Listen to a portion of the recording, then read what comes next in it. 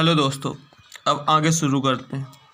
तो हम लोग कहाँ थे? सबसे छोटी कोशिका जो होती है जीवाणु। जब से जीवाणु एक होता है माइक्रोप्लाज्मा, वही सबसे छोटी कोशिका पाया जाता है, ठीक है ना। उसके बाद सबसे बड़ी कोशिका किसकी होती है? शुतुरमुर्ग के अंडे की। इसकी जो लेंथ होती है 175 mm होती है, 175 mm, और इसका वेट होता है 1250 ग्राम, 1250 ग्राम्स, ठीक है ना। उसके बाद सबसे लंबी कोशिका न्यूरॉन होती है, फिर इसको बोलते हैं तंत्रिका तंत्र। सबसे लंबी कोशिका तंत्रिका तंत्र की होती है। मानव शरीर की सबसे लंबी कोशिका अंडाणु या ओवम जिसको बोलते हैं वो होती है। मानव शरीर की सबसे छोटी शुक्राणु होती है, ठीक है ना। यहाँ तक हो गया अपना।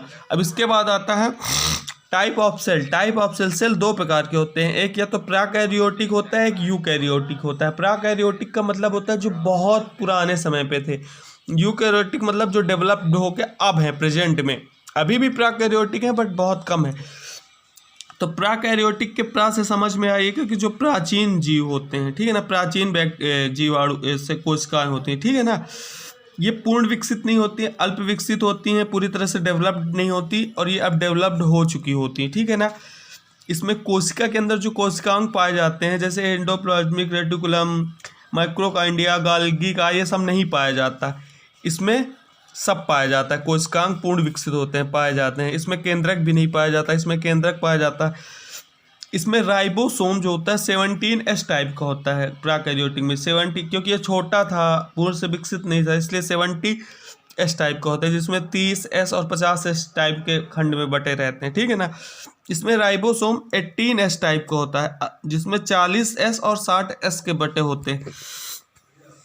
उसके बाद नील हरित, इसके जो एग्जाम्पल हो गए नील हरित शैवाल, जीवाणु और वायरस भी होगा, सॉरी, इसके तो पूरी दुनिया, हम तुम गाय भैंस सब हो गए, ठीक है ना। गुणसूत्रों की संख्या इसमें एक होती है, इसमें गुणसूत्रों की संख्या एक से अधिक होती है, क्योंकि सीधी सी बात है सबसे छोटा है तो इसमें एक होगी, और ये बड़ा और थोड़ा डेवलप्ड हो गया तो इसमें एक से अधिक होगी, ठीक है। अब इसके आगे हम लोग बताते हैं आपको कुछ बेसिक नॉलेज जो इसमें लिखा नहीं हो, बस जानने की बात है, जाने रहिए। जो डीएनए पाया जाता है वो केंद्रक के अंदर पाया जाता है, और केंद्रक किस में पाया जाता है? यूकैरियोटिक में। तो डीएनए जो है रेखी टाइप का पाया जाता है, रेखी लीनियर डीएनए पाया जाता है किसमें? यूकैरियोटिक में, केंद्रक के अंदर। इसमें डीएनए पाया जाता है लेकिन वक्रीय पाया जाता है, और ये कोशिका द्रव्य में घूमता रहता है, ये केंद्रक के अंदर नहीं पाया जाता। इसके एग्जाम्पल नील हरित शैवाल, जीवाणु, वायरस, ठीक है ना।